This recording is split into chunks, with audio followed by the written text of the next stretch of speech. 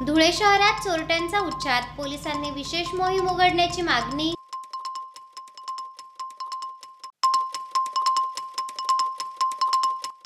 धुळे मनपा नवीन इमारती नजीकच्या उद्यानात संत गाडगे महाराजांचा पुतळा तात्काळ बसविण्यात यावा, निवेदनाद्वारे मागणी।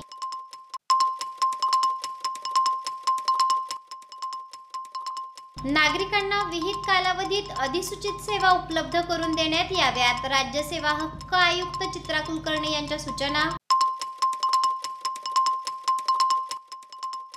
आणि जिल्ह्यात प्रधानमंत्री आवास योजनेअंतर्गत घरकुल मंजुरी व प्रथम हप्ता वितरण सोहळ्याचे आयोजन। धुळे शहरात अलीकडे चोरट्यांनी मोठा उच्छाद मांडला आहे। शहरातील विविध भागात चोरीच्या घटना वारंवार घडत असल्याने स्थानिक नागरिकांमध्ये भीतीचे वातावरण असून पोलिसांनी चोरट्यांविरुद्ध विशेष मोहीम उघडण्याची मागणी नागरिकांमधून करण्यात येत आहे। अलीकडे धुळे शहरातील विविध भागात वारंवार चोरीच्या घटना घडत असल्याचे दिसून येत आहे। यामुळे नागरिकांमध्ये भीतीचे वातावरण निर्माण झाले असून पोलिसांनी तात्काळ चोरट्यांविरुद्ध ठोस कारवाई करणे गरजेचे आहे। शहरातील SS मोबाईल शॉप येथे देखील अज्ञात चोरट्यांनी चोरीचा यशस्वी प्रयत्न केला आहे।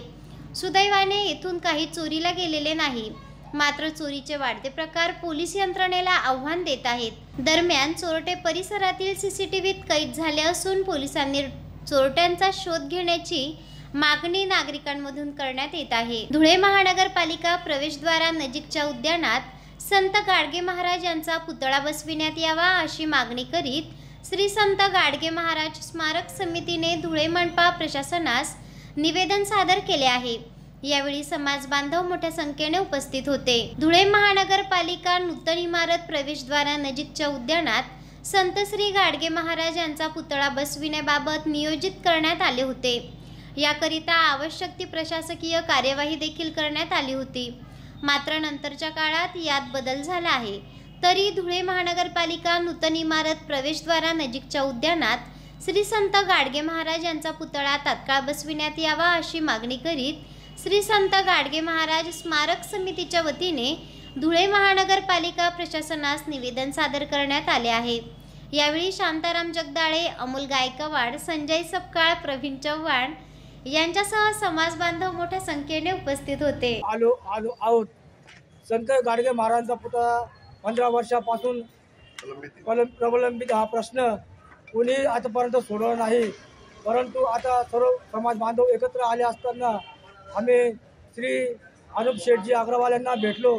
त्यांनी आम्हाला आश्वासन दिलं की तुम्ही जा आणि आयुक्त साहेबांना निवेदन द्या, नंतर मी तुमचे काम करण्यास प्रयत्न करतो। आणि या धुळे शहराचे आमदार श्री अनुप शेठजी अग्रवाल यांनी आमच्या स्मारकास 25 लाख रुपये लक्षनिधी मंजूर केला आहे आणि या स्मारकाचं काम लवकरात लवकर होण्यास आम्ही आयुक्त साहेबांना निवेदन दिलं आणि विनंती केली आहे। सर्व समाज बांधव एकत्रित करून आम्ही 20 तारखेला या आवारामध्ये 23 तारखेला आवारामध्ये येऊन संत गाडगे महाराजांच्या फोटोला पुष्पहार घालणार आहे आणि तेव्हा आयुक्त मॅडम आमच्या प्रकरणाला निर्णय देण्याचं आश्वासित केलं आहे। जय संत गाडगे महाराज की जय हो। चेहरा आणि शरीरावरील अनावश्यक केस, मुरूम, गोंधन तसंच चेहऱ्यावरील पुटपुळ्या, चेहऱ्यावरील व्रण, डाग, मोस, वांग या आणि यासारख्या अन्य व्याधींपासून आपण त्रासला आहात का? मग एवढी चिंता करताय कशाला? कारण लेसर मशीनद्वारे उपचार पद्धती आता आपल्या धुळे शहरातच उपलब्ध झाली आहे। गोंधन काढण्यासाठी अत्याधुनिक QC लेसर मशीन, आपल्या चेहऱ्यावरील तसेच त्वचेवरील विविध समस्यांच्या निवारणासाठी धुळे जिल्ह्यातील प्रख्यात त्वचारोग तज्ञ डॉक्टर भूषण चौधरी यांचं चौधरी त्वचारोग क्लिनिक, गली नंबर 4, पाट बाजार, धुळे। फोन 235 570। राज्यातील नागरिकांना पारदर्शक व कार्यक्षमतेने लोकसेवा देण्याच्या उद्देशाने शासनाने महाराष्ट्र लोकसेवा हक्क अधिनियम 2015 कायदा अंमलात आणला आहे। या अधिनियमाच्या माध्यमातून नागरिकांना विहित कालावधीत लोकसेवा पुरविण्याची तरतूद करण्यात आली आहे। त्याप्रमाणे नागरिकांना अधिसूचित सेवा विहित कालावधीमध्ये उपलब्ध करून देण्यात याव्यात असे निर्देश राज्य लोकसेवा हक्क आयोगाच्या नाशिक विभागाच्या आयुक्त चित्रा कुलकर्णी यांनी दिले आहेत। तहसील कार्यालय शिंदखेडा येथे महाराष्ट्र लोकसेवा हक्क अधिनियम 2015च्या अधिनियमासंदर्भात अंमलबजावणीबाबत आढावा बैठक श्रीमती कुलकर्णी यांच्या उपस्थितीत पार पडली। यावेळी त्या बोलत होत्या। बैठकीस तहसीलदार अनिल गवांदे, कक्ष अधिकारी पुराड उपाध्ये, तालुका कृषी अधिकारी देवेंद्र नागरे, गटविकास अधिकारी रावसाहेब वाघ, संजय सूर्यवंशी, वन परिक्षेत्र अधिकारी मंगेश कांबळे, दुय्यम निबंधक डी.वाय. ठाकूर, राज्य उत्पादन शुल्कचे दुय्यम निरीक्षक अभिजित मानकर, राज्य लोकसेवा हक्क आयोगाचे कार्यालयाचे अधीक्षक प्रशांत घोडगे, नायब तहसीलदार विजय गोस्वामी यांच्यासह विविध विभागांचे अधिकारी उपस्थित होते।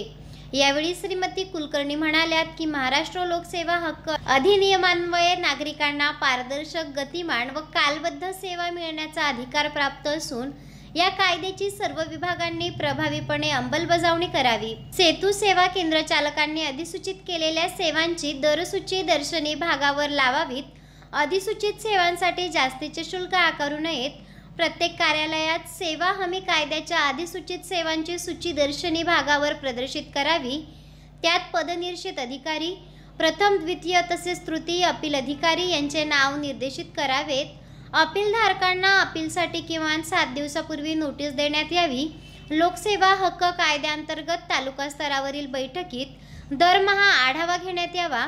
सेवा हमी कायद्याबाबत वेळोवेळी अधिकारी कर्मचाऱ्यांचे प्रशिक्षण घेण्यात यावेत। लोकसेवा हक्क अधिनियमानुसार सेवा देणाऱ्या अधिकाऱ्यांनी आठवड्यातून किमान एकदा डॅशबोर्डवर आलेल्या अर्जांची व अपीलांची पडताळणी करावी। सेवा हमी देणाऱ्या विभागांची प्रलंबित प्रकरणाचा तसेच अपीलकरणाचा जलद गतीने निपटारा करावा। सेवा हमी कायद्याची नागरिकांमध्ये मोठ्या प्रमाणावर जनजागृती करावी। सर्व शासकीय कार्यालयांनी त्यांच्या विभागामार्फत दिल्या जाणाऱ्या सार्वजनिक सेवांची आणि कालमर्यादेची यादी आपले सरकार पोर्टल संकेतस्थळावर तसेच कार्यालयाच्या दर्शनी भागात प्रदर्शित करावी। तसेच फलक प्रदर्शित न करणाऱ्या कार्यालय प्रमुखावर कारवाई करण्याचे अधिकार कायद्यात नमूद असल्याचेही त्यांनी यावेळी सांगितले। यावेळी MIM रिपोर्टनुसार विविध विभागांच्या प्रलंबित अर्जावर यावेळी चर्चा करण्यात आली आहे। दरम्यान प्रारंभी श्रीमती कुलकर्णी यांनी शिंदखेडा तालुक्यातील गटविकास अधिकारी यांच्या कार्यालयाची कार्यालयीन तपासणी केली। तसेच शिंदखेडा तालुक्यातील ग्रामविकास विभागातील सर्व पदनिर्देशित अधिकारी तथा ग्रामसेवक यांना सेवा हमी कायद्याचे प्रशिक्षण यावेळी देण्यात आले आहे। प्रधानमंत्री आवास योजना ग्रामीण टप्पा 2 अंतर्गत धुळे जिल्ह्याकरिता मंजूर लाभार्थ्यांना प्रथम हप्त्याचे वितरण व घरकुल मंजुरी पत्र वितरण कार्यक्रम शनिवार 22 फेब्रुवारी 2025 रोजी दुपारी 3 वाजता कैलासवासी यशवंतराव चव्हाण सभागृह, जिल्हा परिषद धुळे येथे राज्याचे पणन व राजशिष्टाचार मंत्री तथा पालकमंत्री जयकुमार रावल यांच्या अध्यक्षतेखाली होणार आहे, अशी माहिती जिल्हा परिषदेचे मुख्य कार्यकारी अधिकारी विशाल नरवाडे यांनी पत्रकार परिषदेत दिली आहे। प्रधानमंत्री आवास योजना ग्रामीण टप्पा 2 अंतर्गत घरकुल मंजुरी व प्रथम हप्ता वितरण सोहळ्याची माहिती देण्यासाठी जिल्हा परिषदेच्या भगवान बिरसा मुंडा सभागृहात पत्रकार परिषदेचे आयोजन करण्यात आले होते। यावेळी श्री नरवाडे माध्यम प्रतिनिधींना संबोधताना बोलत होते। यावेळी वृत्तपत्र तसेच इलेक्ट्रॉनिक मीडियाचे प्रतिनिधी उपस्थित होते। यावेळी श्री नरवाडे म्हणाले की ग्रामविकास व पंचायत राज विभागामार्फत प्रधानमंत्री आवास योजना ग्रामीण टप्पा 2 अंतर्गत 20 लाख लाभार्थ्यांना मंजुरी पत्रक वितरण व 10 लाख लाभार्थ्यांना प्रथम हप्ता वितरण कार्यक्रम राज्यस्तरावर शिवछत्रपती क्रीडा संकुल बालेवाडी पुणे येथे केंद्रीय गृह व सरकार मंत्री अमित शहा, मुख्यमंत्री देवेंद्र फडणवीस आणि ग्रामविकास मंत्री जयकुमार गोरे यांच्या प्रमुख उपस्थितीत होणार आहे। त्याच पार्श्वभूमीवर जिल्हास्तरीय कार्यक्रमाचे आयोजन करण्यात आले आहे। धुळे जिल्ह्यातील मंजूर 93,000 उद्दिष्टांपैकी सर्व लाभार्थ्यांना पहिला हप्ता व घरकुल मंजुरी पत्र प्रदान करण्याचा हा महत्त्वपूर्ण सोहळा थेट प्रक्षेपणाद्वारे जिल्ह्यातील सर्व तालुका व ग्रामपंचायत स्तरावर देखील दाखविण्यात येणार आहे। या कार्यक्रमास जिल्ह्यातील खासदार, आमदार, लोकप्रतिनिधी, सामाजिक संस्था, नागरिक, पत्रकार, इलेक्ट्रॉनिक मीडिया प्रतिनिधी तसेच लाभार्थ्यांनी जिल्हा स्तर, तालुका स्तर व ग्रामपंचायत स्तरावर सहभागी व्हावे असे आवाहन जिल्हा परिषदेचे मुख्य कार्यकारी अधिकारी विशाल नरवाडे यांनी केले आहे।